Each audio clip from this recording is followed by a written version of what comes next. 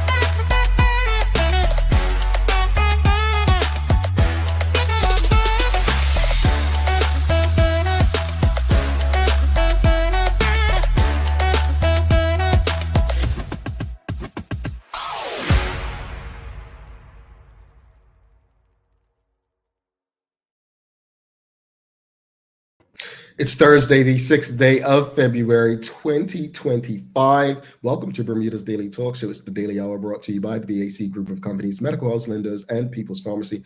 I'm Jamel Hartman. She's Sencha Durham, and Maya Palacio will be with us in a bit to bring you the latest in the news break brought to you by People's. Happy Thursday, Sister Sencha. Thursday. This week is flying by.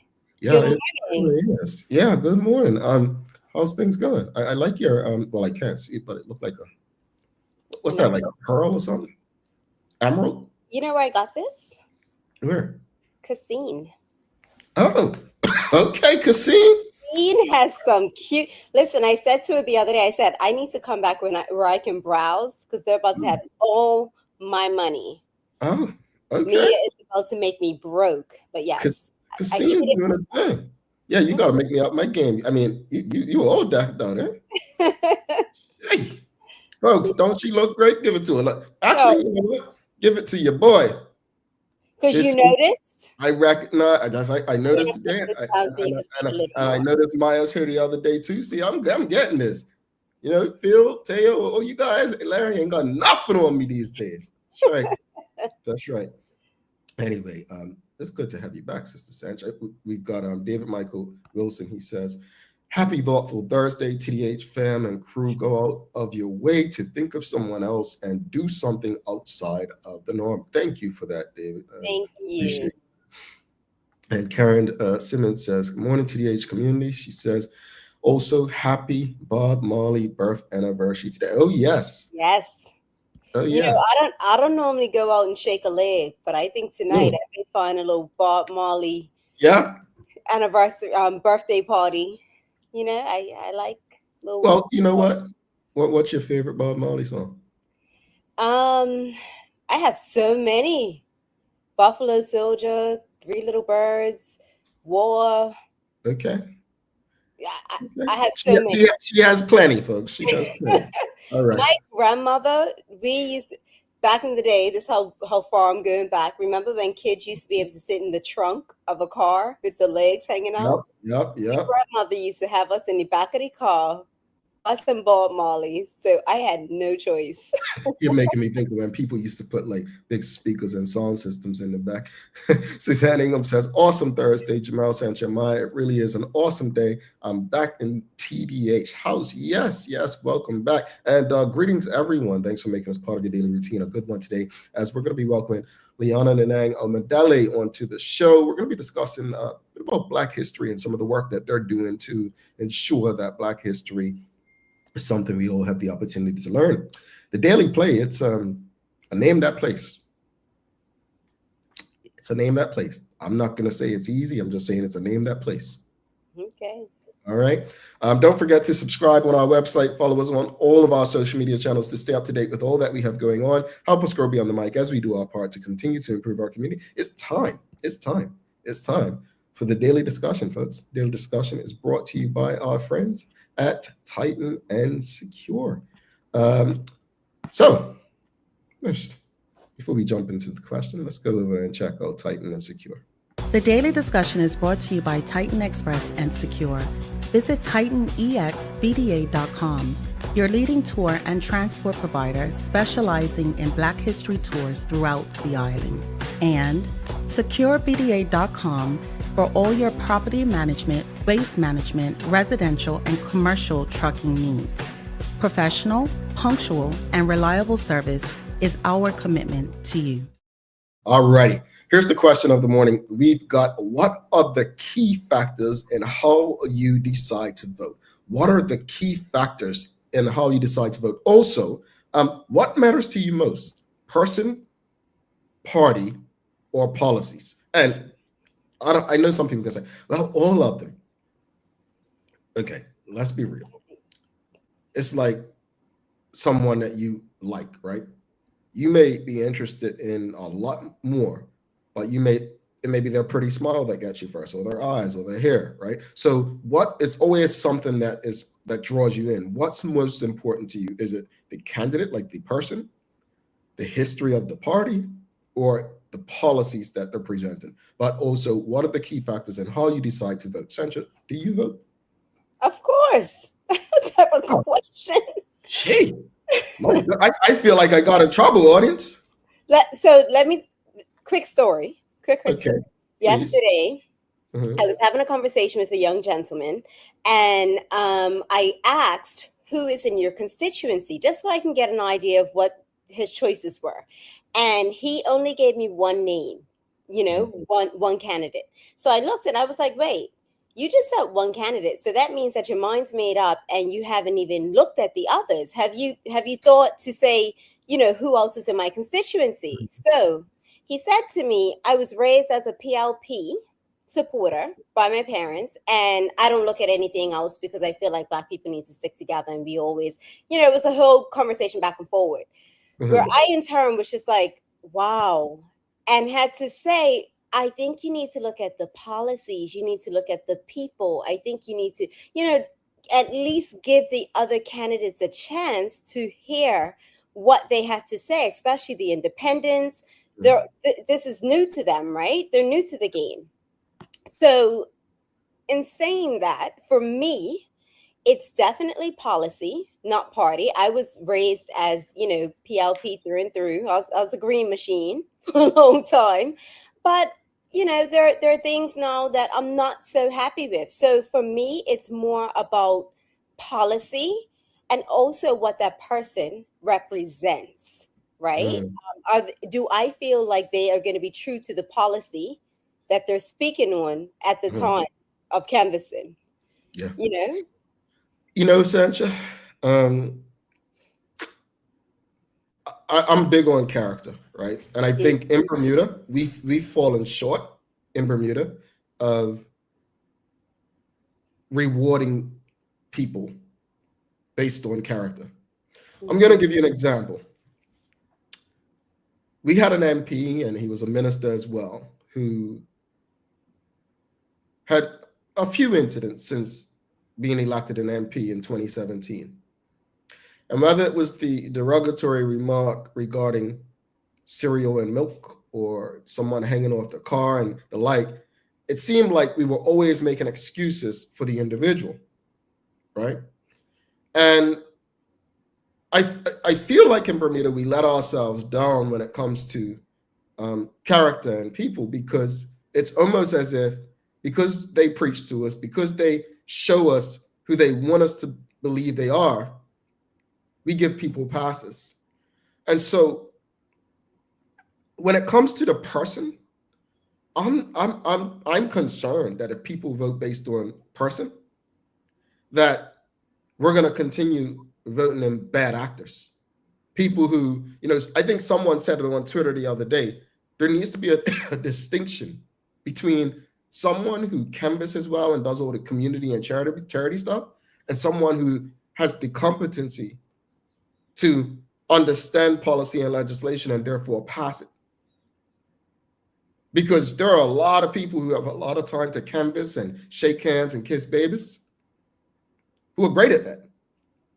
And then you have people who that's just not their thing, but when it comes to legislation and policies, they will pass something really good in our interest.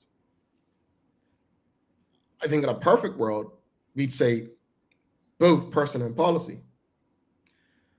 But it just doesn't work like that, right? As far as party, look, based on Bermuda's racial history when it comes to politics, I honestly do understand why people vote party. But I was told a story recently from someone that they were talking to a friend, and that friend told them that they were voting for one political party over the other because their grandmother told them to. The grandmother is no longer here, but their grandma said, you always vote this way. That's concerning to me for this reason. Things change. I'll use the Democratic Party. The majority of Black people did not always vote Democrat. And I expect there to be a shift in Bermuda that maybe at some point Black people will not vote PLP. But there's got to be a shift. So again, key factors in how I decide to vote. I'm very different, folks. I actually do look at what has this person done? What are they promising that's realistic? Policy is important for me. The person, people can sell you whatever they want you to believe. Mm-hmm. And if I'm voting for a person, I want to know about their character. I want to understand their character. We have allowed too many bad characters to lead us politically because they make us feel good or tell us things that make us feel good. I'm sorry, Sanj, you want to jump in? You actually just brought up something, and it like set off a light bulb in my head. And I think that us as parents need to. So every day now that politics is everywhere you turn, Maddox keeps saying to me, Mommy, who are we voting for?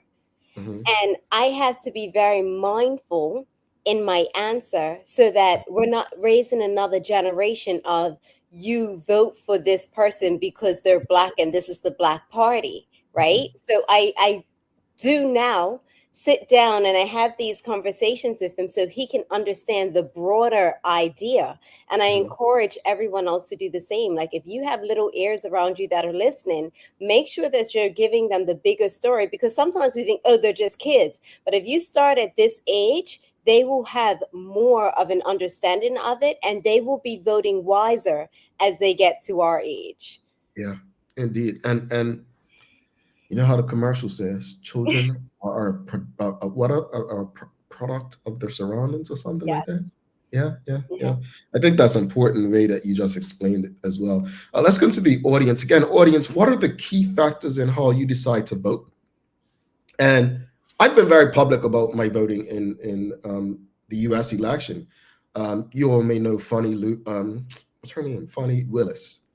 I actually, and take Donald Trump out of it. It wasn't about her prosecuting him, but I despise gang violence. I hate how gang violence has literally taken so many lives of people who look and sound like me. And so I loved how she was approaching it. I don't want to see Black men in prison or losing their freedom, but I also don't want to see us dying and in these streets and parents, burying their children. So I appreciated her approach to that. So she earned my vote based on that. Right? I've been very public about that. Cleaning up the streets of Atlanta. But that was me. Somebody else may dislike the way she was going on about it. Some people may thought she was criminalizing Black males, right? I just feel like we've got to go deeper. I think we do ourselves, Sencha, a disservice, a huge disservice, when we don't have more depth in our decision making. Again, this is no shame because my way may not be right. My way may not be right. I'm not telling anyone to think like, let's go to the comments. Again, what are the key factors in how you decide to vote and what matters to you most, person, party, or politics? We've got David Michael Wilson. The policies of the person usually helps me understand the party. I like how he put that. Suzanne Ingham says, honesty, the truth is vital to me. I'm pretty good at picking up the lies they tell me. I want to tell them to get real. Lou Edward Matthews says, we carry the weight of parties who produce bad actors and bad policy. We do. Fresh TV Bermuda says, true that part, Jamal. Truth be told, Jamal, sorry. Are people capable of executing policy? Well, yeah, it's got to be believable. Lou Edward Matthews says, I still believe in the foundational PLP principles, but the management, policy making, and integrity of this leadership over the last decade are at odds with what I value as well. He goes on to say, we have, excuse me, we have allowed mediocre leaders to hijack our. Well, Lou Matthews said something I said often. I feel like political parties have been hijacked. They have. I stand by that. We've got Dorian says, please be mindful that whites have been taught to only vote UBP and now OBA. Fresh TV Bermuda says, let me just read this one. At one time, up until 1994, 98, almost half of Black people voted UBP. Go ahead, Sanch. So just want to bring up this again. I had said it in our group.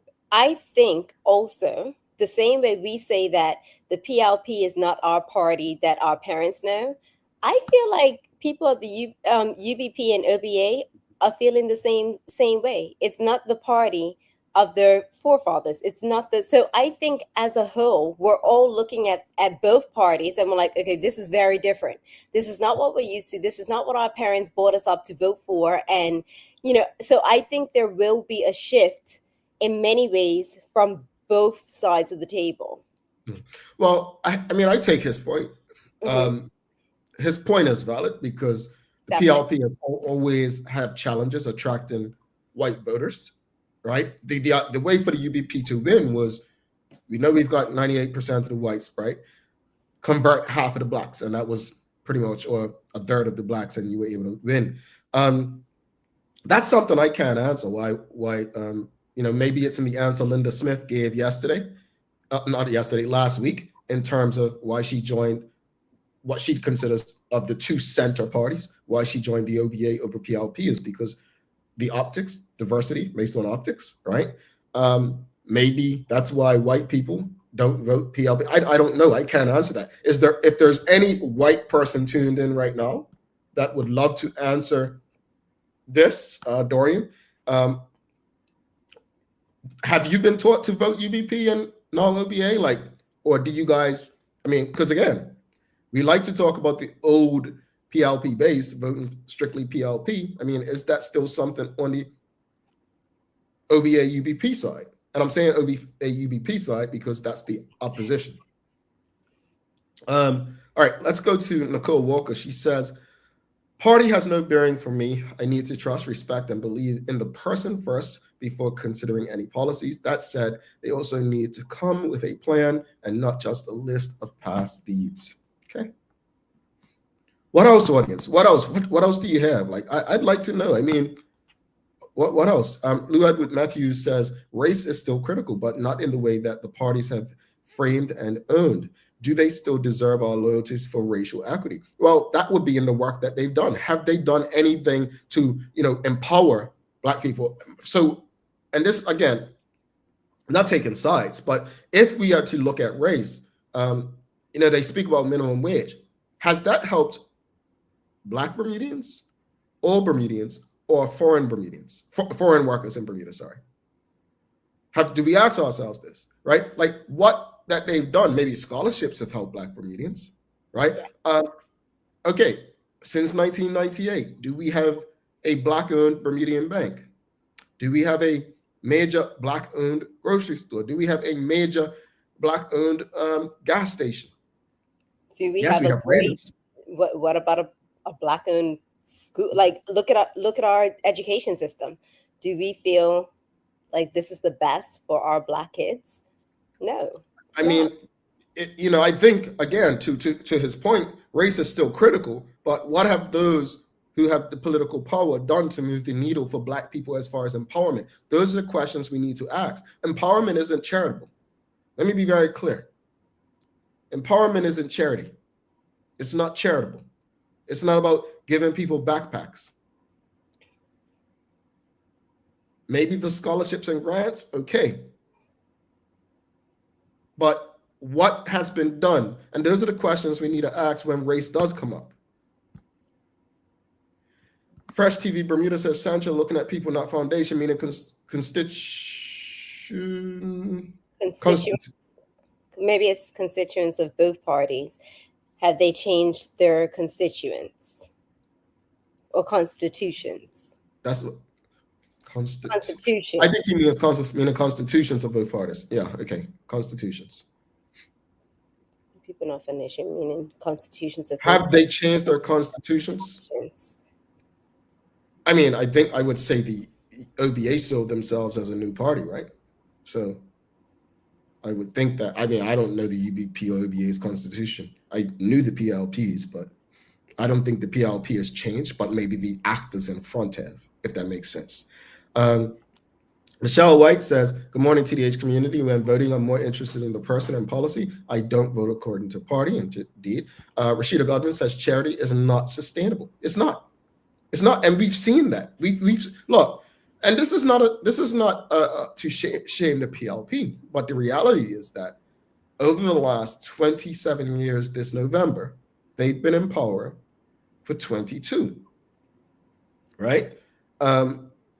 Yeah, we get the charitable stuff, but as she just said, it's not sustainable. Where's the empowerment? Where is the empowerment?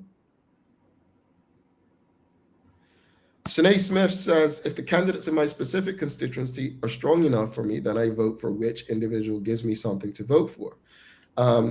If they aren't strong enough for me and I don't believe in any of them, I look at the party that they belong to and vote party. So I have a question to everyone who says person. And we spoke about this a few weeks ago, Sancha. If you vote person, I'm going to use let's use a Curtis Dickinson. Mm-hmm. Everybody seems to like Mr. Dickinson, right? Mm-hmm. Thinks he's going to be great for the economy and understands corporate governance. But you also believe that a vote for Mr. Dickinson is a vote for David Byrne. You don't like David Byrne, you don't want David Byrne as your premier, but you like Curtis Dickinson. You feel me? So it's like, that's the hard part I think people face. Larry Marshall says, party, the candidate will vote party every single time once elected. So basically what it's saying is, you vote for the person, you're voting for the party anyway, right? It's a tough one. It's an interesting one. It's an interesting one. I don't know. I have to think policies, man. But then again, you know, I've been lied to when it comes to policies. I remember OBA folks sitting on the couch telling me, oh, we're going to do this once we get in. Man, you, for everything you promised, you, like, again, I've said this on the show before, so it's not a surprise. I blame the One Bermuda Alliance government for everything we got from the 2017 on PLP. Why? Because you made it easy for them. Let me repeat. And y'all can go back on shows before and see that I said this. You made it so easy for the PLP once they got back in 2017 because you failed to deliver the right recall. You failed to have a referendum on gaming. You failed to deliver absentee ballot voting and the like. I can go down. You failed to end conscription. A bunch of things you said you would do. Right? So when the PLP got in, all they had to do is what David Burt was famously saying: promise made, promise kept. Promise made, promise. Even if it was saying, you know what? I promise you I'll show up to work today. You made it so easy for the PLP because they could make the simplest promise. They could tell you this. I could literally say, Sancha, I'll start saying good morning to you when I wake up. And I'm doing it so she can't say I'm a, that's how easy the OBA delivering on their platform made it for the PLP. And that's why we have the government we have. That's why we have what we have. We got to bring Maya Plus in for Daily Hour News Break, folks. Thanks again to Secure and Titan for supporting these daily discussions. We're going to bring Maya in for the Daily Hour News Break. Don't forget, we've got Liana Nanang Omodele coming up. We're going to be talking. It's Black History. You know what? I don't think we've done this. February 6th, Rasta Bub's birthday. You know what? Suzanne asked for a political joke as well. I got to find one while Maya's doing the news. I promise you, I'm getting nicer because you all are going to get me come through the airport and government going to say, oh, he can't come in Bermuda because he made a joke about this person. So I'm working on that. You know how sensitive people are. If you're sensitive, don't get into politics. Because Sancho's going to say something that's going to offend you. All right? Let's bring my... The Daily Discussion is brought to you by Titan Express and Secure. Visit TitanEXBDA.com, your leading tour and transport provider specializing in Black History tours throughout the island. And SecureBDA.com for all your property management, waste management, residential, and commercial trucking needs. Professional, punctual, and reliable service is our commitment to you.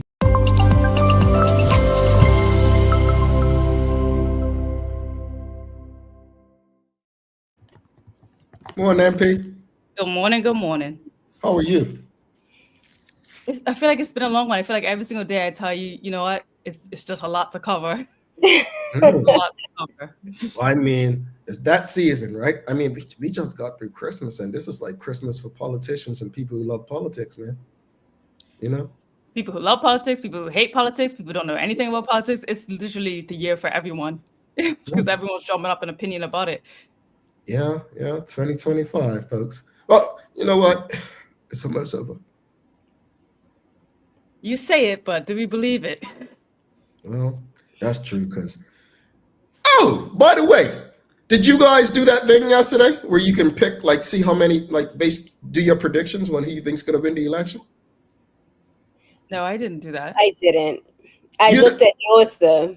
Why you look at mine? You got to do it. I want to see what you guys' picks are. Come on now. This is no fun. I agree. I agree with a lot of yours. It was a few that I was like, not too sure about. I'll do mine today. We can compare. I think two I got wrong. So I'm thinking my true prediction is PLP will win 21 seats. I have between 20 and 22. I see them losing 8 seats. 8 seats. That's it. But you guys got to do it. That brother worked hard to build that website so that we can do this. I just wish... I'm not a batter, so I don't know how to bet and gamble, but maybe we should... Do you think it's illegal to like battle in politics? I'm pretty sure. Oh, okay. Well, I'm not sure. Nobody said no. Sancho, don't do that. You don't want to get in trouble, Sancho. I'm staying away from you and that conversation. That was Jamal. Oh, okay. Well, we're not betting on politics, but I want to see what you guys pick. I want to see how you guys come across. I want to see what numbers you pick. All right, but I had 19 PLP, 10 OBA, 1 FDM, and 6 independents. But I think I'm changing that. I think it's going to be 21 PLP. You can do it again, though, right? Yeah, I'm going to do it again. Okay. That's nice. So now you can do that. What's the website called? Since we're on the topic. Oh, I'll have to look in the group. All you can find it, Sanj? I'll find it. While Maya does the news? Yeah, I'll find it.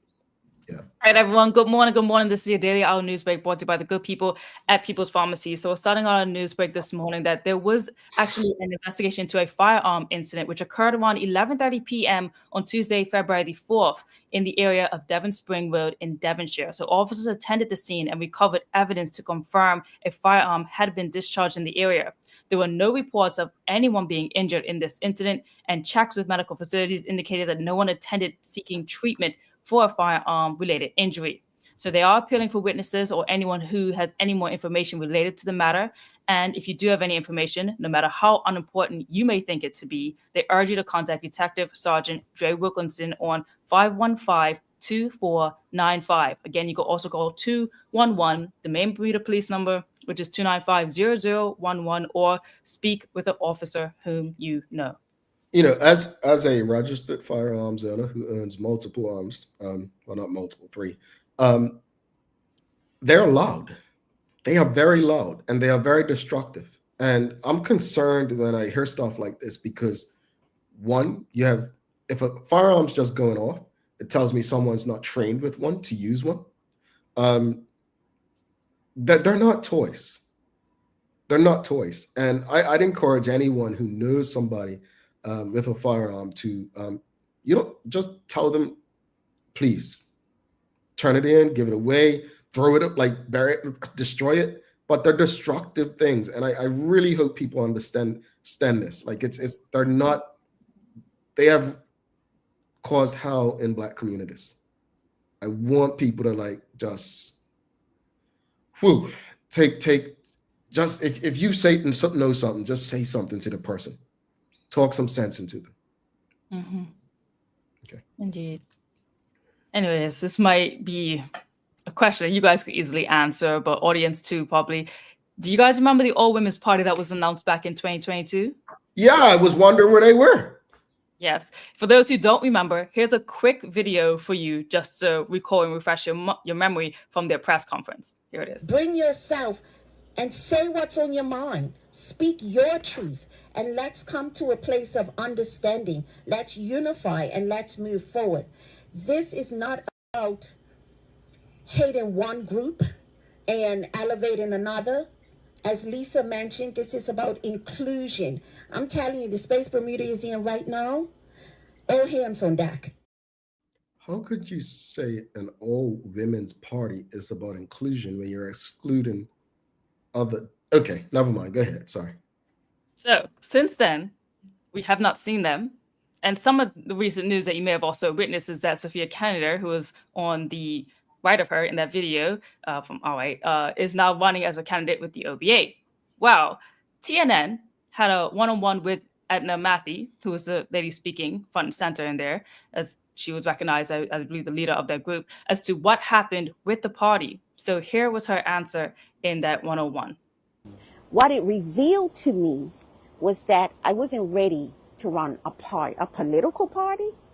I wasn't ready. What it takes and what I had, the two didn't match at the time. She went on to basically say that she just needed to learn more, read more, recenter, refocus, because it wasn't actually something she was just, again, prepared to do at that time. And she did say that she wasn't against running for a next general election if that was to come up and that was to basically align or happen for her. Mm-hmm. No, I said no further comment. Okay.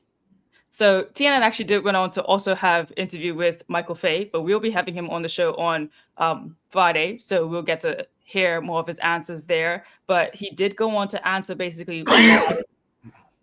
why the OBA had done what they'd done with Pathways to Status, and try to attribute as well how it kind of is similar to what the PLP is currently trying to do with immigration in those realms. So interesting to hear what he has to say on Friday's show tomorrow. Now, moving on, though, because so many things were happening the other day, that C9 and C11 did hold a town hall meeting with 5 different candidates for this upcoming general election, some PLP, some independent. And once again, the topic of absentee ballots came up, as well as persons asking about whether or not the candidates would want conscription back, or to also take out the middle schools system and also reintroduce technical schools as well. So a lot of the community asked questions bring up history that some potentially think will benefit and solve Bermuda's violence issues, especially those pertaining to the younger generation. Now, I'm going to switch back, though, and let's go to absentee ballots, because although it was the PLP government who set this timing of the election, PLP representative and candidate Shmoy Tolbert shared his disappointment during this town hall meeting. So let's quickly hear what he had to say on that question that was asked about whether or not all of them agree with absentee ballots. Here we go. Well, if I am elected, I would push this like hell, because let it be the last election that we don't have our young people voting. And I'll also say this, I am part of the PLP, I am the representative for the PLP. And it was this party that brought one man, one vote. So why can't we expand voting rights to our young people? And I'm going to push my party and that legacy of my party to do just that. Well, the answer is simple. The reason that you push one man, one vote is because you knew it would benefit the PLP. The reason they didn't push absentee balloting because they didn't see the advantage politically. So, that's the answer. Okay. Well, I'm going to actually give an answer that was coming from the OBA. I think it was Jeffrey Fiala, yes, who was there on the panel board. Who? And how I presented here on the show that, yes, the PLP didn't put it in for all the years that they were, in government. The OBA had it in their throne speech when they were in power, and they made the promise to, again, put through absentee ballots as well. So George Fiala went on to say that, they actually were working on it. And he explained some of the processes as to where they were on absentee ballots. So let's hear from him. And the answer was, we had the government of the time had prepared a report to evaluate not only the ways in which we could implement absentee balloting, but the how, the legislative mechanisms for doing that.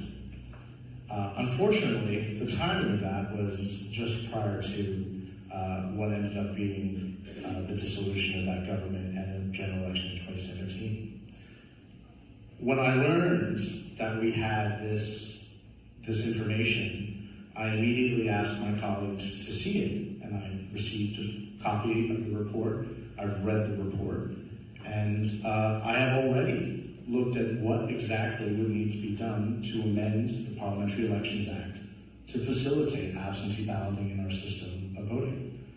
I fully intend, when I'm in a position to do so, to table those proposals in cabinet. Just want to add something. You said in their throne speech, it was in their platform in 2012 before it even made it to a throne speech. So this is not something that they came out with while they were in power. This is something they suggested prior to being government. So it goes back to what the conversation this morning about policies, right? Yes. Yeah. So it's been in their platform for a while. They didn't implement it. And the reason that he gave there was kind of like, well, when they're on the cusp of this next general election, PLP came in, but that he would do it as well. Basically, everyone on that table, and let the record show, said that they will implement it and they would want to put it there. For at least, I don't believe Chris Famous said I have to go back to rewatch, but the moderator said everyone here agrees and no one spoke up against it. So moving on to just a little bit more politics before I head into a different avenue here.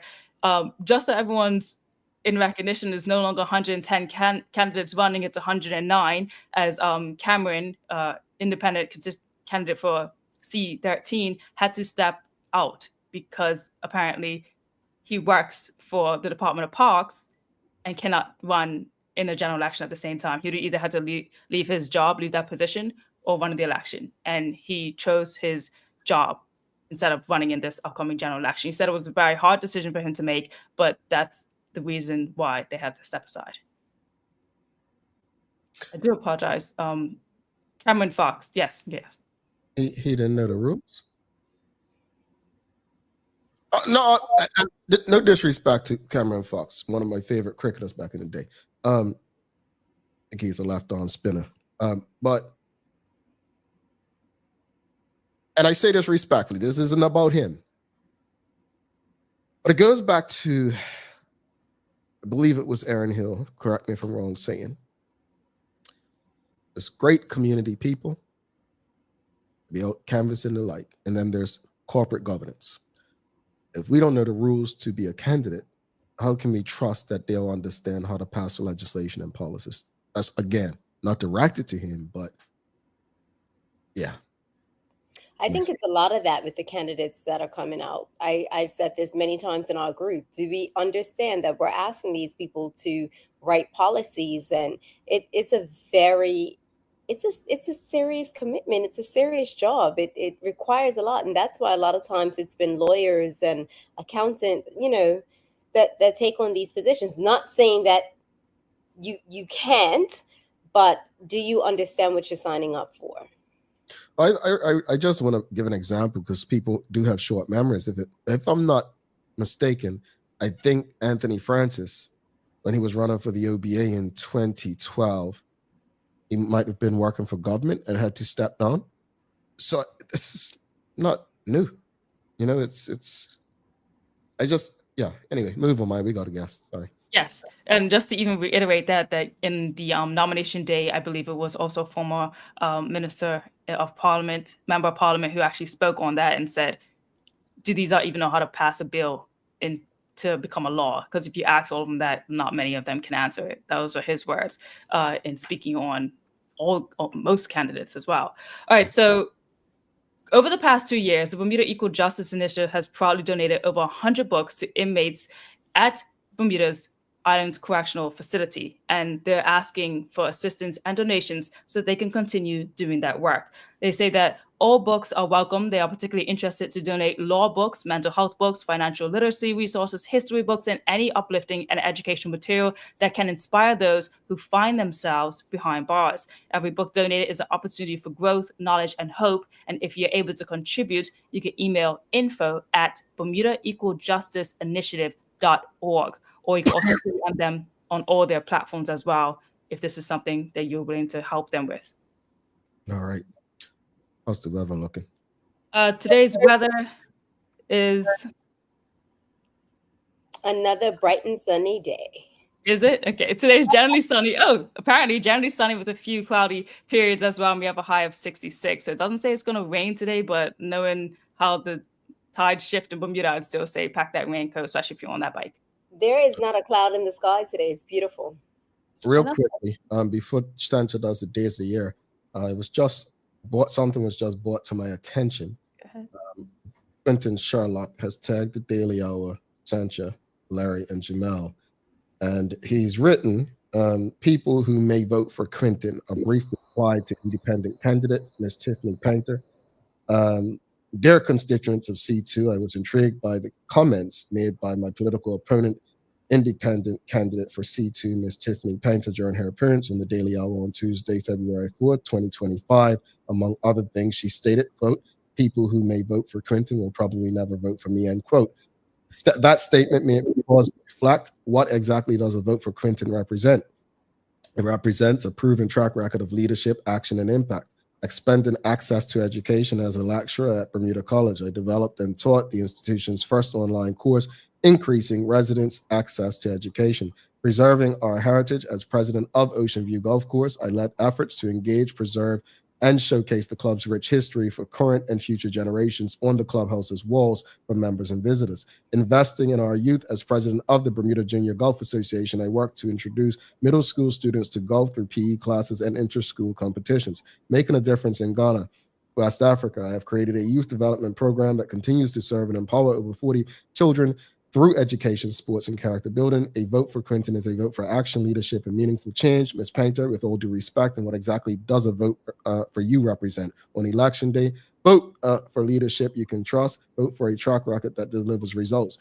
Vote Quentin in C2 on February 18th at Penner's Wharf Cruise Ship Terminal. Now, again, let me just say this before Sancho gets the days of the year. As I've stated, every and anyone has the opportunity to come on the show. Due to Maya being generous, if there's any candidates that still like to come on, we'll actually do either daytime or evening episodes of the Daily Hour so that they can have access. But I want to just say that, and this is going to be pushing back on a lot of younger liberals. We don't get to define what social justice is. None of us will agree on what social justice is. And I think that response from Quentin is of someone in the audience asked the question of Tiffany. And I think we think social justice is what we believe it is. For me, social justice was conscription. As you saw from the audience last night, that's not social justice. Many older Black women want to see it come back. If we give our own meanings to social justice, that's fine. But accept that Mark being in the FDM have probably fought for more things that align with social justice than many of us will ever fight for. Call me a one-issue man. I'm not. I believe in people having the ability to live equitable to others. But we don't get to define. Just because Mark being in the FDM don't agree with you on your social issue doesn't mean that they don't agree with social justice. And I think we need to clarify that. In saying that, Quentin and the FDM have the exact same opportunities to come on this show as did Tiffany Painter, as did Linda Smith, Robin Talker, and Susie Aruda. Unless you guys have anything to add, Sandra, you got the days of the year for us? I do. So as we said, it's Robert Nesta Marley's birthday. So please, audience, tell us what your favorite Bob Marley song is. But secondly, Jamal, it's Pay a Compliment Day. Oh, we're waiting. I gave you one. We need another one. Oh, okay. Sorry. I'm going to start with my compliment. I'm going to start with my compliment. Jamal, yeah. I truly appreciate how hard you work for us. the fact that you wake up every single day, even when you are under the weather. I appreciate you. And when I need those quick favors, because I can't show up as my best, you are there to support me. Maya, I love the way that you have blossomed into this role. Like when you first came, just trying to figure it all out. Now you are controlling Jamal. I'm so proud of you. People really knew. I wish I had some control. Oh, Your turn, man. let's see. Stancha. Why? I never get to see Sancha that much on the show. Anyway, we have a guest coming in, guys. But Sancha, you inspire me a lot daily, on a daily basis, with your stories that you post, the things that you say, and the way you articulate yourself. And it gives me a lot of like hope and also something to look forward to in my growing up and becoming the woman that I want to be. So really love watching your life and how you even today talking about how you talk to your son. You're parenting in a different way that generations haven't. And it's so inspiring and touching to see, because we need those things to break down, past traumas or whatever it is that we have within our own family. So thank you for that. Yeah. And for Jamal, I don't need my ego stroked. All right, never mind. No, You do it, bro. I'm sorry. Jamal, I'm just gonna pay you one compliment. It's just that you are doing so much work, and I know you're tired. So thank you for continuing to push through. Thank you for giving me more work. Since we're having compliments, you already know how I feel, and there's a thing where they say, there's something about people who mention your names in rooms you're not in, and I'll tell you, I do. I go back to this April will be a year since I've worked for BCG full time, and Sancha will tell you I asked her for months, probably a year prior, like, yo, advice, feedback. She would tell me stuff and. Jamal, what's the worst that could happen? Okay, if it don't work out, just go get another job. Like she was just relaxed about it. I'm like, what the heck? And it was helpful. And Maya, I give you compliments all the time. It is what it is. Like it's Sancha's right. Like a lot of the stuff you see, Maya makes these suggestions. I'm like, I'm tired, but she's like, Jamal, we do the work now, and we can relax later. And that's her mindset. And when you see us doing stuff, folks, it's just. I say it all the time. Nothing we do on this platform is because of just I came up with this idea. They've taken it to another level. They have taken to improve things. But I want to give some compliments to people who are not here. Sherry, I know you guys don't see her face a lot. She don't want to see me every morning. That's the truth. But Sherry is so helpful to me, and I mean that in the most generous way. How you respond to people differently. I lost my mother and had over like 900 texts and WhatsApps, and it was overwhelming. And she taught me how to respond to people, even if you don't know how, like not just in those kind of situations, but people in general. So I want to give her props as far as compliments. So appreciate all my team. But let's end it on a real quick, because we've got our guest, and hopefully she could stay longer. We can extend it. But Bob Marley, my favorite Bob Marley song. Take a guess. Crazy Baldhead? This is Black History Month, man. Black Man Redemption. Black Man Redemption. That's my Bob Marley song, man. That is it. Rosalind's famous says Exodus Redemption song. Iron like a lion in Zion. Santa getting compliments. You always look smashing on the show. Oh, thank you. So what you saying? Maya looks tired and I look tired? I'm joking. Hey, don't put words in people's mouths. Like, I'm sorry. Natural Mystic, we got Redemption. I hope Media Maya gets to host the political debate. Oh, I would love that. I think, look, can I say what I said to you yesterday? Maya is not this young college girl that's just fit. Like, she's a woman now. Like, I think she's ready. I do personally, whether she will do it or not, but I think she's ready. I think she's definitely not going to be treated like certain journalists were treated the other day, if you get what I'm saying. Here's what I'm going to say real fast to anyone who is putting it on, because I'd like to hear more word about it. I know the PRP said they want this to happen, even though it's something that, again, I reported here, everyone's been wanting this to happen for years. Mm-hmm. But I am more than happy to help behind the scenes to fact check. Mm-hmm. That's where I would like to use my qualities and my skills in order to help alongside this election debate, general debate, national debate. So whoever is starting to run this will put it through, because I think the media does need to come together in some point, because it's ticking, and I just haven't heard word on my end yet, but I'm sure it's being drummed up. Most likely by the bigger entities. Thank you for that. Hopefully Liana could stay long, because we've got a conversation. But real quickly, some people were asking the website. Sancha did share it. So it's draft.vote.bm /draft. So I don't know if it's going to work on every device. All right. So you can go there and pick your choices. Really cool website that one of our viewers created. I don't know if it's going to work on every device. I know one of our colleagues, it didn't work on her device. So check it out. It's real cool. It's real cool. I mean, I want to see what my colleagues pick, because they saw me. I got to make 2 changes though. So can we do something in Daily Hour group? Everybody make the picks and then sure. Of course. But I have to do more. Share with the members. We're going to share our picks with the Daily Hour members on YouTube, that is. All right. Maya's tell me Maya's not going to do it. Yeah. She does not. You all don't understand. She don't.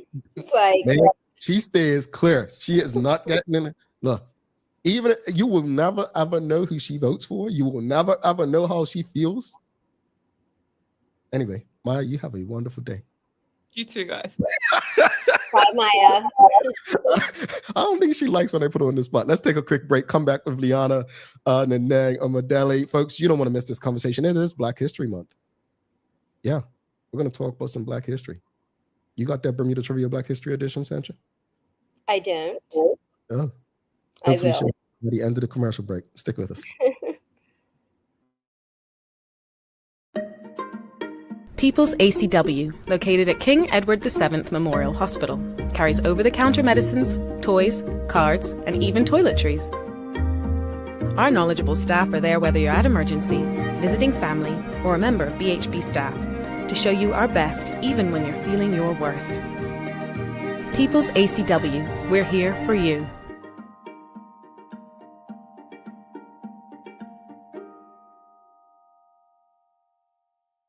When it comes to footwear, we carry functional, comfortable, orthopedic, and waterproof shoes. We have construction shoes, golf shoes, shoes for walking, shoes for boating. We even have shoes for pickleball. We have shoes for everyone. With brands by Skechers, Atrax, Propay, Easy Street, Nursemates, Clogs, Avenger, Cherokee, Cat, Frog Talk, and DeWalt. The list goes on. See it all at our new expanded location on Bakery Lane. Welcome to the new bulk store, Lindo's Next Level. Wake up in the morning with enough coffee to keep you running throughout the entire day. Your pet at home deserves the best. Stock up on dog food to keep your puppy happy. Need a quick tasty lunch at home? Your chicken nuggets will be jumping right out of the freezer.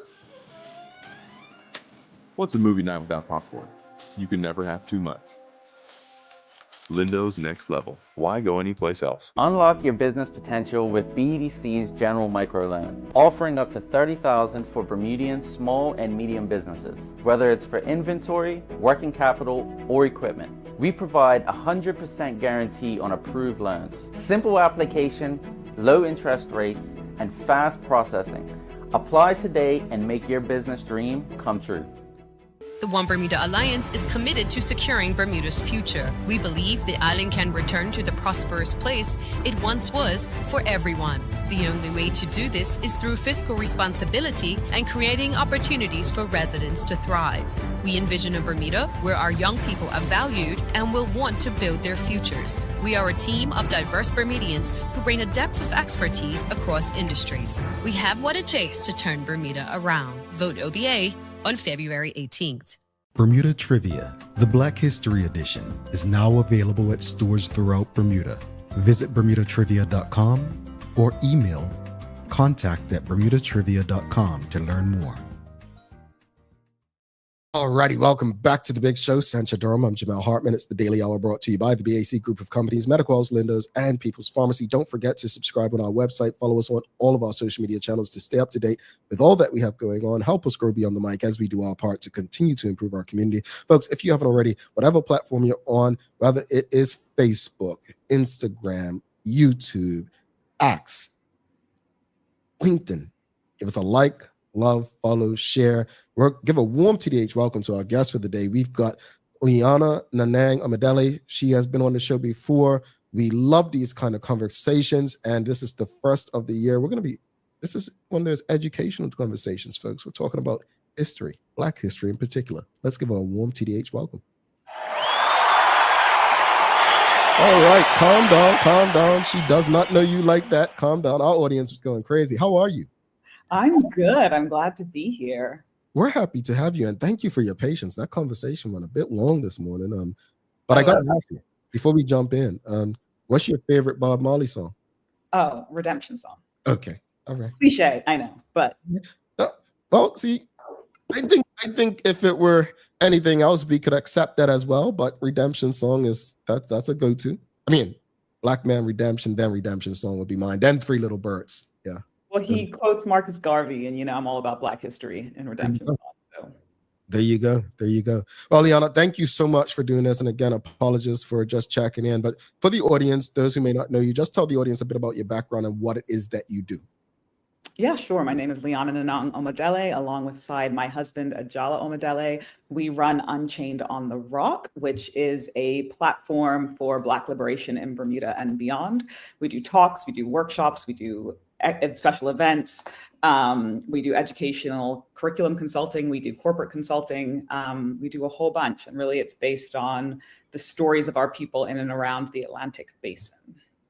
Yeah, but what is your background, and were you an educator? Like, how did you guys decide that what is we're gonna come up with this idea to help people or wake people up? Like, where did that come from for you? So, my dad is Julian Hall, so I was very much raised with an understanding of Black Bermudian history. My husband is an educator and a self-scholar of Black Bermudian history. And when we came together, I think that was actually a large part of why we came together. We connected very much on the importance of telling our stories and honoring our ancestors. And we would talk and talk and talk and talk. I mean, our pillow talk was like Black History Month all the time. And so we really decided we needed to take these conversations on the railway trail, which is where we came up with the name Unchained on the Rock. Obviously, we know the seminal text, Chained on the Rock, which is incredible, by Cyril Packwood Atteridge, or Cyril Atteridge Packwood. And we named it in homage to him. And really, it's an homage to all the folk who have set the stage before us for telling Black stories, Nellie Musson, and of course, all the heroes that we consider national heroes. Not necessarily the national heroes that are listed, but Sally Bassett for one. Yeah. And you mentioned earlier that you do you have workshops and talks. What kind of things are people going to learn from your workshops and talks that you all have? Yeah, so we've just uploaded onto our website. We have our info pack that talks about our different topics. One of our topics is To Be Free is Very Sweet, and it is about Sally Bassett, Mary Prince, and Dame Lois Brown Evans. So we go through sort of women. Then we have another talk called Uprising, which talks about Black resistance in Bermuda, because of course there is this myth that Black people did not resist either slavery or otherwise, and we set that myth to shame. We have a talk on Paulu Camaracafego. My husband wrote They Called Him Roos, so he's very knowledgeable on him. I also knew Paulu growing up, and I think that's the wonderful thing about Black Bermudian history, especially Black history from the 20th century, which saw so much change. My great uncle is Joe Porkchop Mills. So even having those legacy stories come down, in Uprising, I also tell the story of my father being the junior to Dame Lois Brown Evans during the Tackleton and Burroughs case and the appeal. And of course, those were the last executions on British soil. In fact, I'm going to be speaking about that. There's a special on February 11th, which is the anniversary of the arrival of the ship, the Enterprise. Kristen White has organized for a selection of storytellers around Hamilton to show up, give free talks in different sites. Ajala will be speaking on the Balco Uprising at Victoria Park during lunchtime, and I will be speaking just outside the courts on 1977, the uprisings. I do not call them riots. Riots are what happens after a hockey game in Canada. Uprisings are what happens when Black folk get sick of this beep. I actually like that. Go ahead, Sancho. I'm sorry. Why is Black history such a necessary focus in our community? So again, I think, we can think, oh, we're a predominantly Black community. Why do we need Black History Month? So first of all, I don't know how predominantly Black we're going to be for that much longer. I think the 2016 census, we were 51%. We've had a large exodus since then, very sadly. And I think that fundamentally, we aren't taught this in schools anyway. History is by default white history. Even slavery, by the way, that's white history. Resistance is Black history. And so I think that although Black History Month started as Black History Week or Negro History Week in the United States, I think in the 60s, but the idea was that it would then extend to learning all year long. And that's what we're committed to, is like learning and teaching all year long. And I remain teachable. I love to teach and share. I love to learn more. I love when things are collaborative. We do a lot of Q&A. In our workshops and our presentations, we always involve the audience. It's really important not to just natter on at them. We also make it very, it can be very entertaining. Last year, we did a free talk. It was donation-based fundraiser for Bermuda Society of Arts. And we did Black art in Bermuda. We pulled in musical art, visual art, video art, and we went from pre-colonial Africa all the way to the present day, Gombe's, the Talbot brothers. So we really make them as interesting as possible. We're not, for the first half of the year, doing any public events because we're focused on launching a podcast, because it's really important to us that we make our work as accessible as possible for Bermudians overseas, for people who have who are older, who have mobility issues.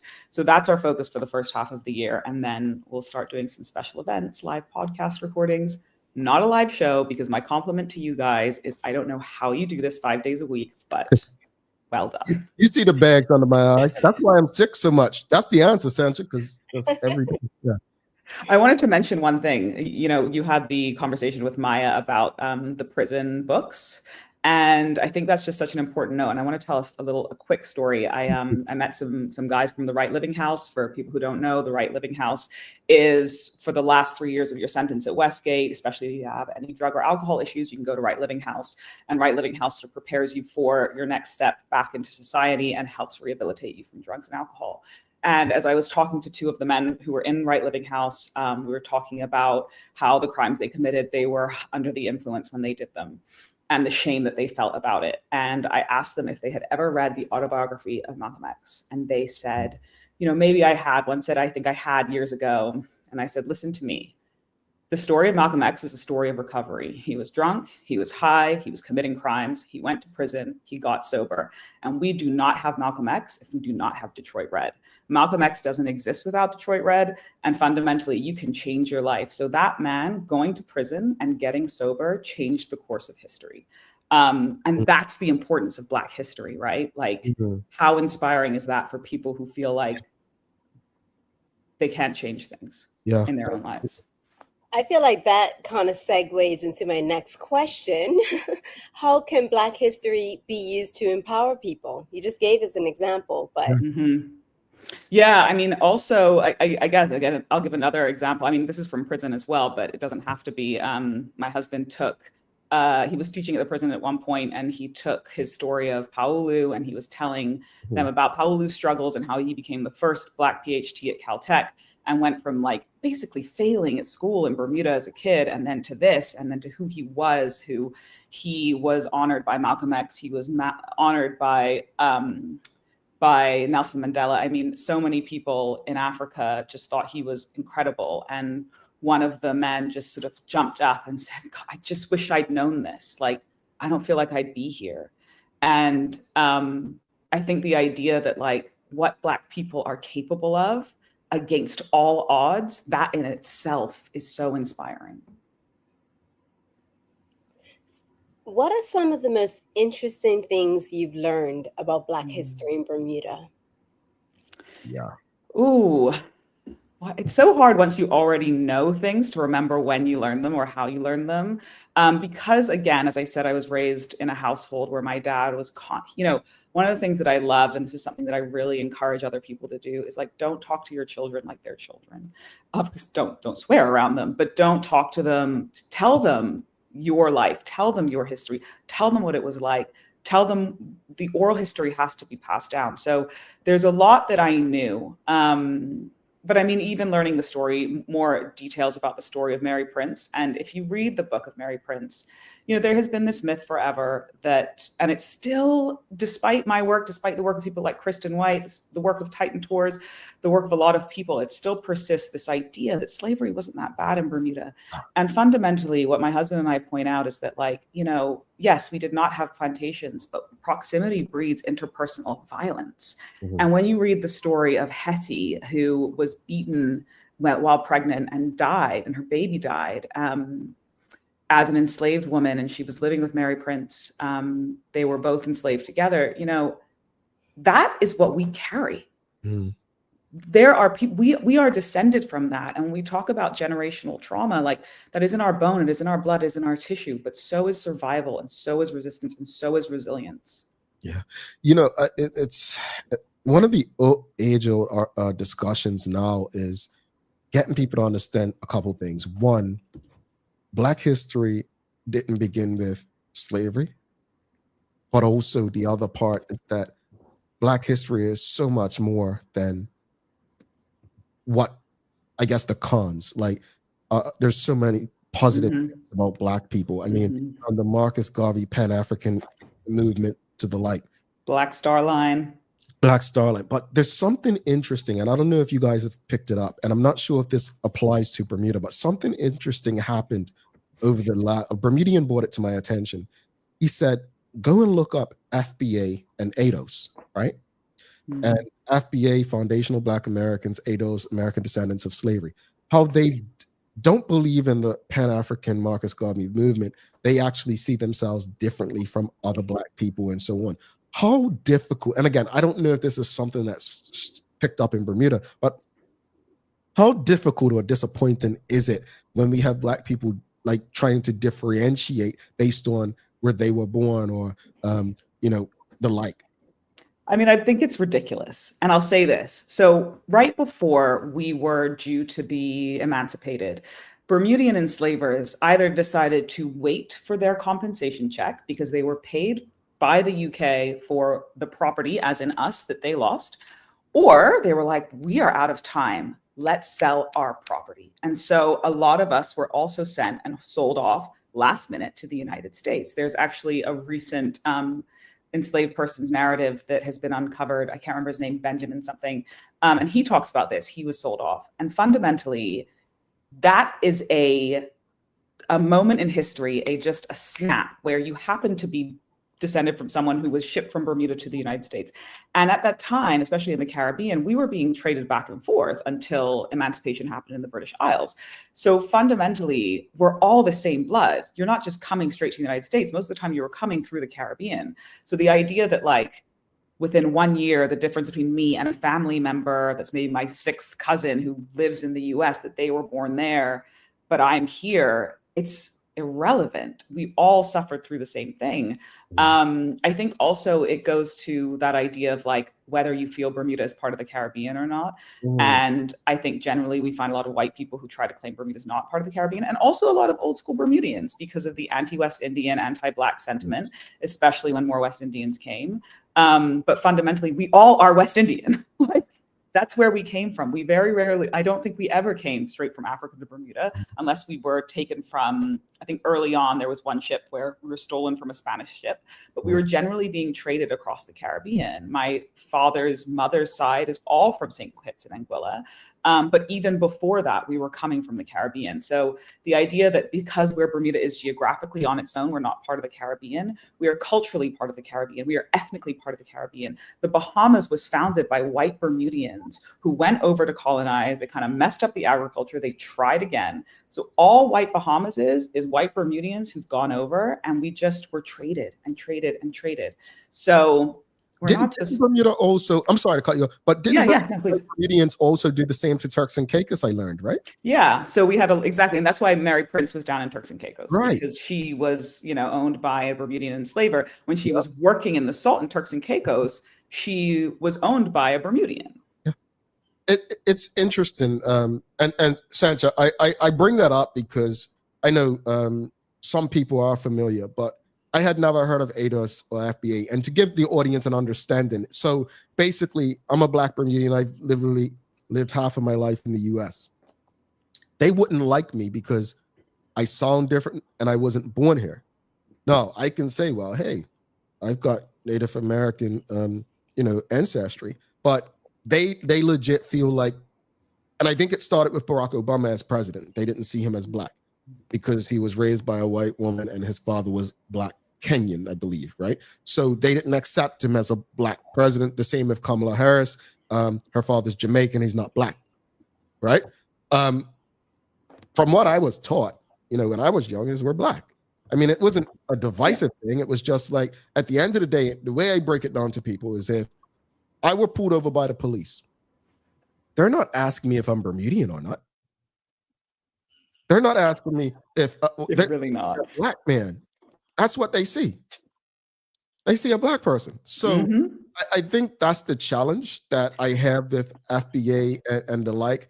And I hope that it doesn't come to Bermuda. And truthfully, it has already been based on the example you gave, because I'm going to say it, derogatory term, but Black Bermudians were taught to refer to West Indians that would come as jump ups, and we were taught to believe that we're different from them. So we've been that way, as you stated, right?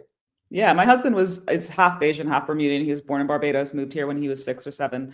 And he was dating a girl when he was a teenager, and she said to him, "Oh, I didn't realize you were a jump up." And the way he was treated. Interestingly, the other thing that I find is, like, since we changed our names, I think I mentioned that before. It's so interesting to see people who treated my husband one way when he was known as Junior Birchall, Colin Birchall, because he had the Bermudian last name Birchall, and now his last name is Omodele. And the idea that, oh, this like Nigerian is here, that anti-Blackness, that anti-Africanness that we feel and we find.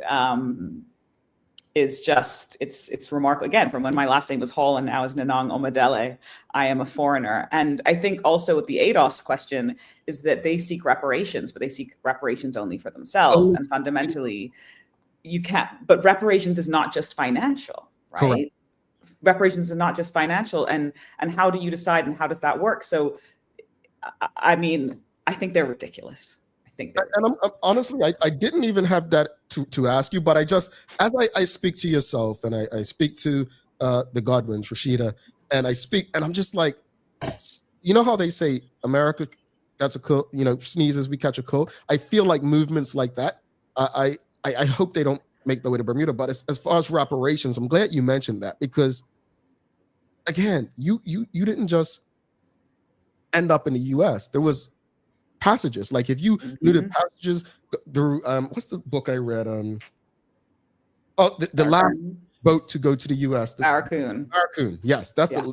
If you haven't read that, folks, read it.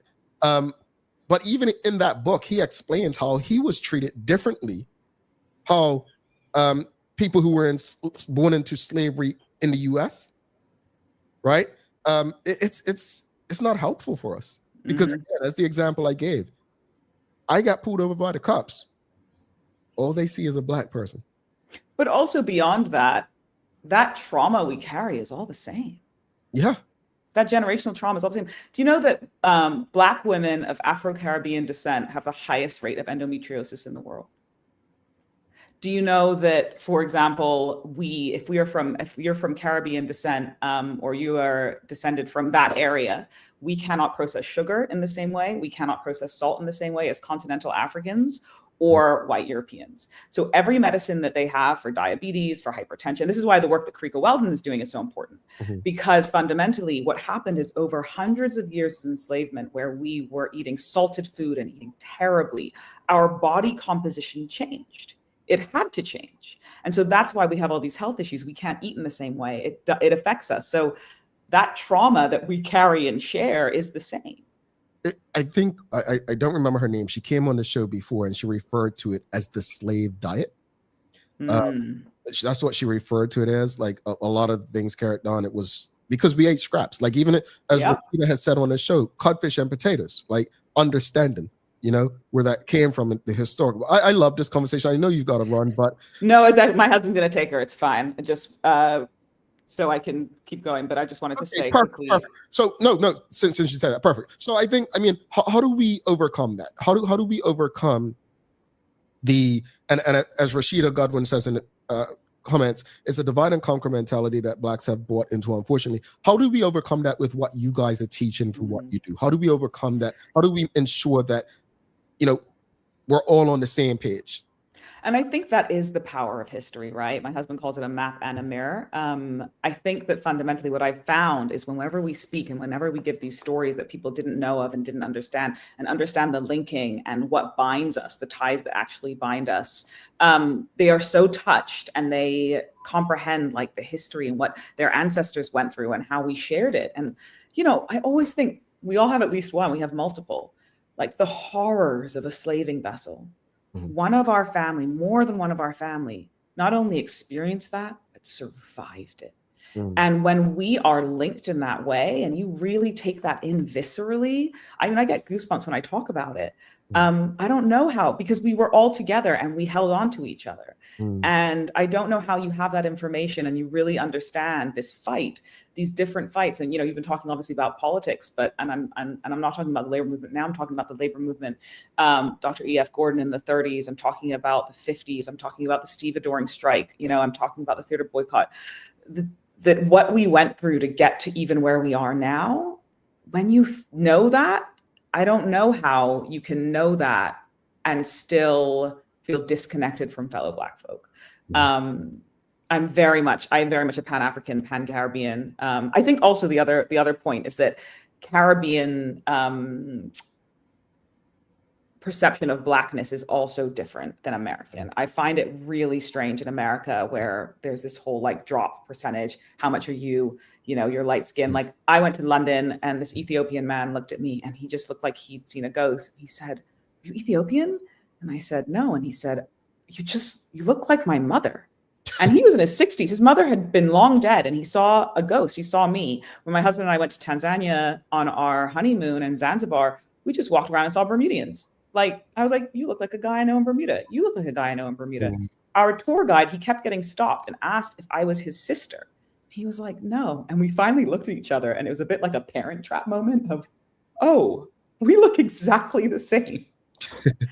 So that idea of like skin color, because again, most of us were taken from the West Coast. So that's going to be, the western of Africa. So that's the coloring of Western Africa, but that's not the coloring of all of Africa. Yeah. So what is Blackness and what is African?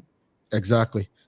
We've got Teresa Marie asking, in which year, an audience, if you have any questions or comments for Liana, send them through. But she's asking, in which year was the term Black in reference to people of color widely adopted?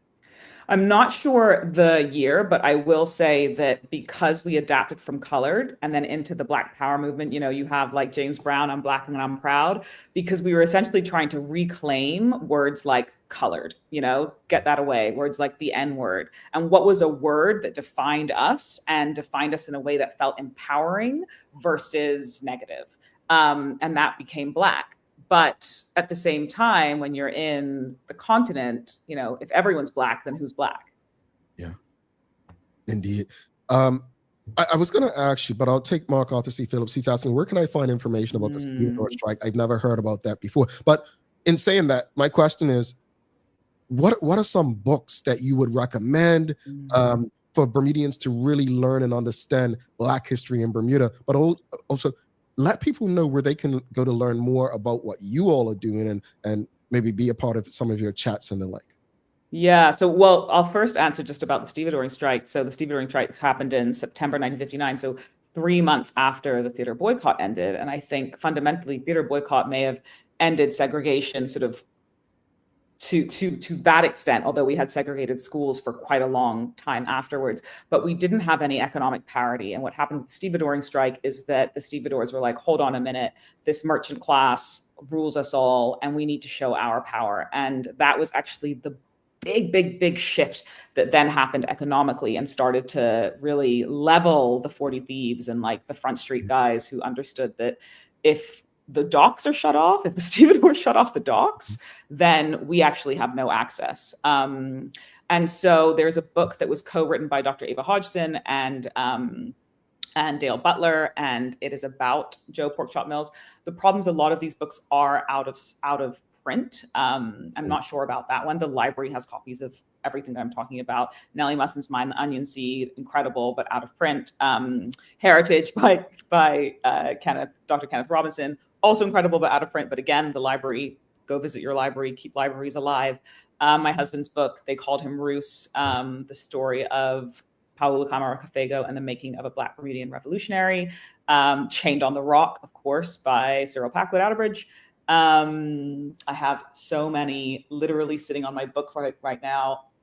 Dr. E.F. Gordon, Heroes of Bermuda's Working Class. We actually do have a reading list that I've created. And on that note, I'm going to put it on our website, which is down there. You can see www.unchainedontherock.com. So after this, I will upload our recommended reading and resources list to the website, which we created a couple years ago, which we share when people have hired us for talks. We then share the list with them. So one last question from the audience before you head out.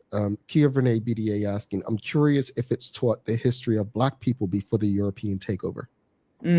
Yeah, so even in, for example, our Black Art in Bermuda talk, again, like my husband, I keep quoting him, but he's one of, my greatest teachers and greatest inspirations, is he says teaching the history of Black people from slavery is like starting War and Peace on the last page. So when we talk about pre-colonial African history, and remember, of course, there was the trans-Arab slave trade before the transatlantic slave trade. Again, slave trade being a misnomer because there was no trade. But fundamentally, when we do our Black Art in Bermuda talk, we talk about pre-colonial African art and how essentially what is incredible about us is that you look at the Gombes and you look at the Egungun masks from what are the Yoruba people, sort of now called Nigeria, but the similarities are unreal. And this is, thousands of year old art form and dance form where the masks themselves would be, the people would be masked and they would be incorporating the spirit of the Orisha and the ancestors. And you see a Gombe mask and you see the cloaks, the Egungun cloaks, and you see a Gombe cloak. And we do this in our presentation. We put them side by side. And fundamentally, like, that is ancestral memory coming through. That is not something that was, it's not in a book. It's coming through our memory. It's coming through our oral history. So yes, we do. We do talk about pre-colonial Africa because to start the story of slavery is to do us as African peoples a huge disservice. I echo the audience. Nika DeShields, this is a great convo. And Phil Trott, I'm loving this conversation.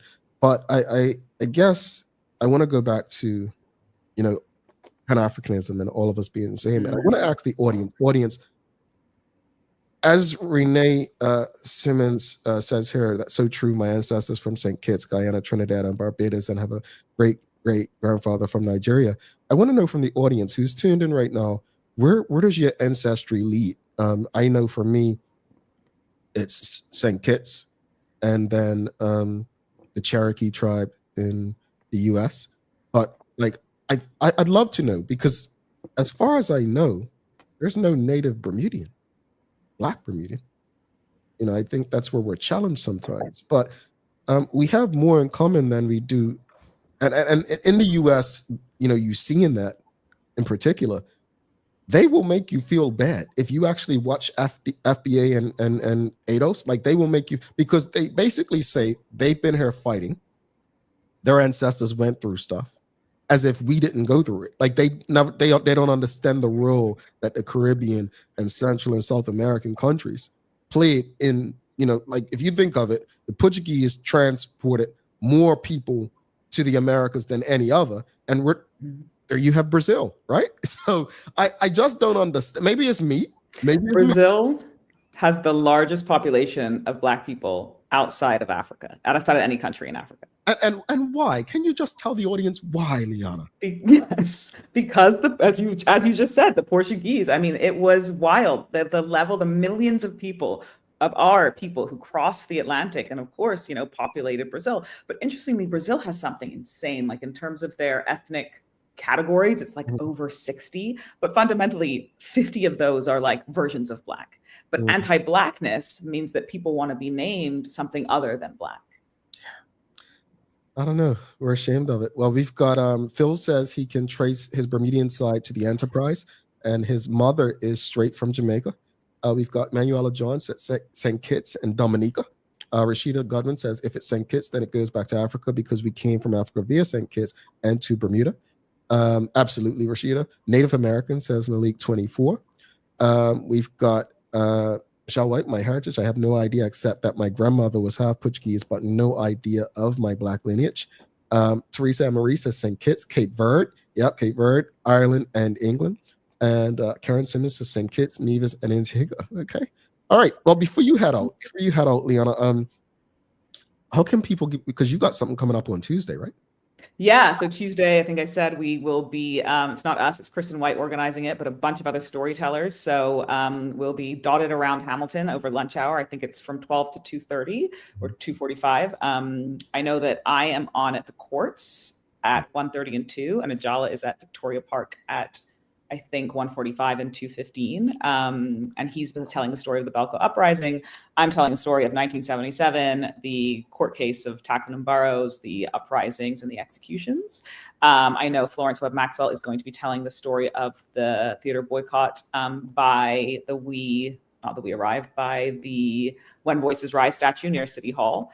But I just also wanted to say that, like, and it is all because of the anniversary of the landing of the Enterprise.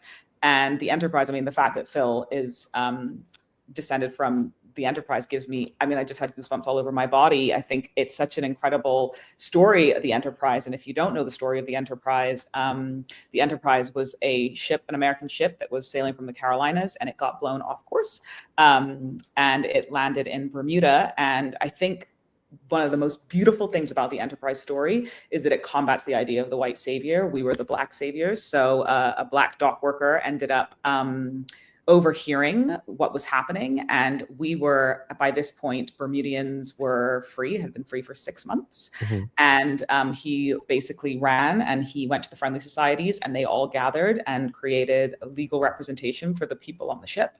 And they took it to the courts, and the ship owners said, you know, we didn't intend to be here. We didn't mean to be here. This is our cargo. This is our property. These are not people. They are not free in the United States. And the courts disagreed. And those people were allowed to either stay here or they could choose to go back. And all but 6, a woman and her 5 children, decided to stay. And the fact that we have descendants here, that one of them is your host, you know, is just, it's so incredible, because what certain horrors still existed there in the United States that we had just finished, right? It's not like that was very long for us. And also Bermuda and I think Antigua were the only 2 countries when emancipation happened to not then have the apprenticeship program. The others had like many years of apprenticeship, which eventually got dismantled. And essentially it was just still slavery by another name. But yeah, that just, I mean, it's an incredible, incredible story of the Enterprise. And there are other ships like that we talk about in the Caribbean as well. So one final question from the audience. I promise this is it. We've got Karen Simmons saying, on Tuesday, can you go from one talk to another, or choose the talks to hear? Yes, so you basically dot around town. I'm not sure where the information is going to be posted. I assume once we find it, I'll repost it on our social. So you can follow us on Instagram. You can follow us on Facebook. We will be stationary, each of the storytellers and other people, and you can just wander around. There'll be a schedule put out. I'll tell the same story twice. So 10 to 15 minute storytelling sessions dotted all around town. So you can get as many stories as you want, and whatever you're interested in, you can sort of like wander around. And I think it's twice, so that people, if they have a lunch break at this time, they can see it, or a lunch break at this time, they can still catch everything.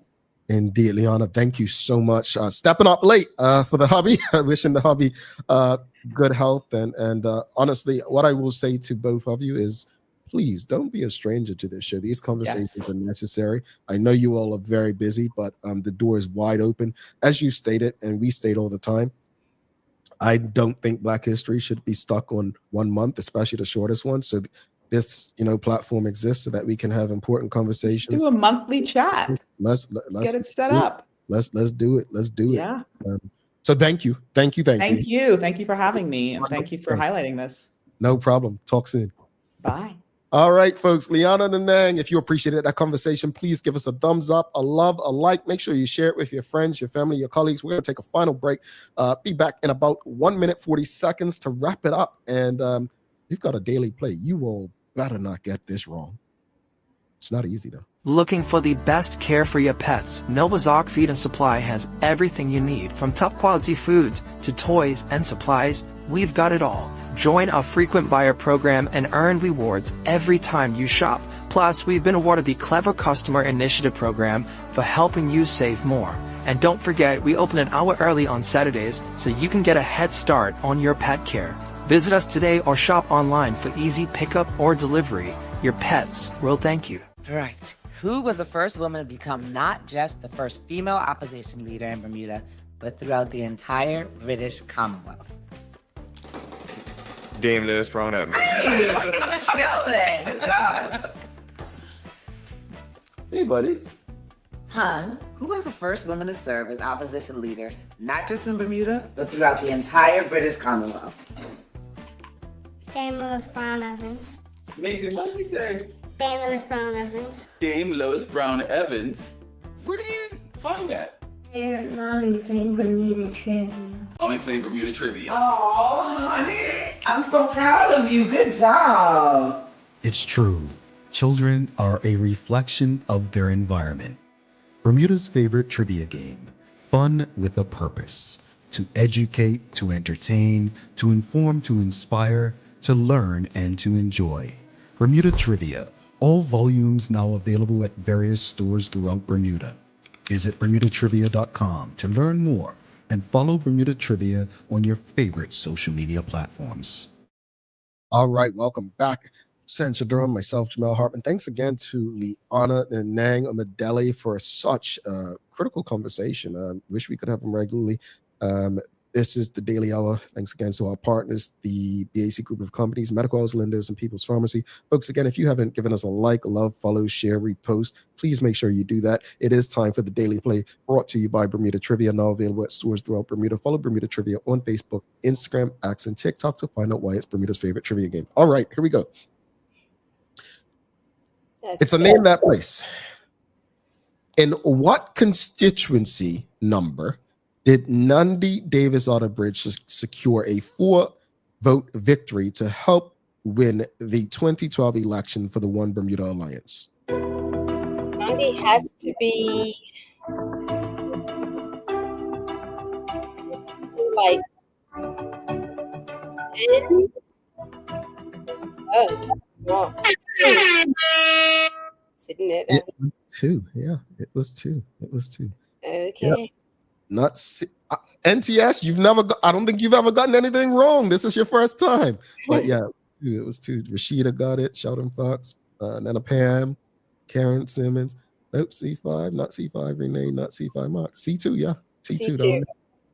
Yep, we're Kim Swan here. So let's wrap it up, Sanchez. It's been a long one. Yeah. First on voting, how we decide to vote, and then the conversation with Liana. I was happy to hear from the audience that it's not just about party at this point. I'm happy to hear that people are going beyond that and they want to hear policies, and they also are taking into consideration the characteristics of, the people that are running. That's important. As I said before, make sure that our little ears that are listening, we are giving them or feeding them positive information to help them make informed decisions as they get older, because that is going to reflect, how our country is run.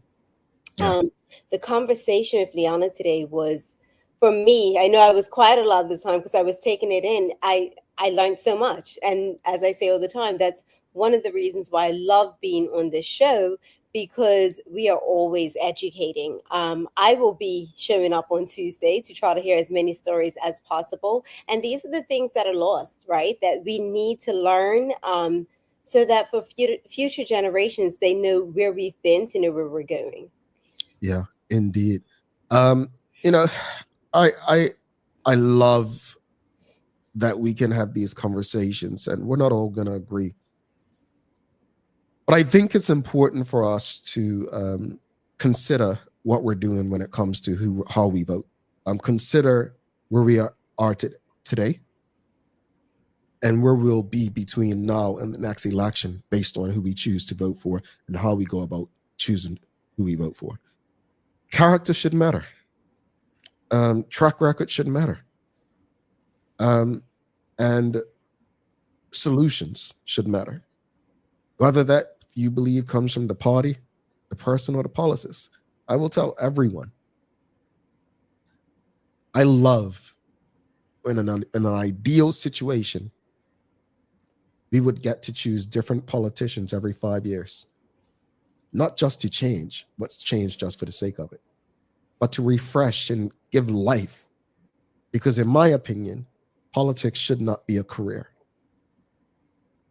You're there to serve, as Tiffany Painter said, a servant of the people. I think there should be term limits so that we continue to get the best and not people who just need a job. As far as the conversation with Liana, happy she can step in so late, but I'll say this much. First off, again, wishing our hubby, healthier days ahead. But I appreciate the information. Black history doesn't have to be derogatory, and it's not filled with hate. And although we live in a time right now where things like Black history are being banned from certain places, it's about understanding the importance and the need for these conversations, right? We could have that conversation for a few more hours. Let's talk about Black inventors, right? Almost everything we use today was created by a Black person. But I'll say this, Black history is not just about Black people. It's history. It's all of our history. Because the same way we benefit from economies that are not Black per se, the world benefits from all that we have produced and presented. So appreciate Liana, grateful for her and the information. Sancha, do you have any daily inspiration for us? I do. We know through painful experience that freedom is never voluntarily given by the oppressor, but it must be demanded by the oppressed. And that is Martin Luther King Jr. Oh, okay. I was going to say Malcolm. I like that one. I seemed a little radical for MLK. All right. Yeah, the radical side. It was more than just I have a dream. All right. All right, folks, don't forget to subscribe on our website. Follow us on all of our social media channels to stay up to date with all that we have going on. Help us grow beyond the mic as we do our part to continue to improve our community.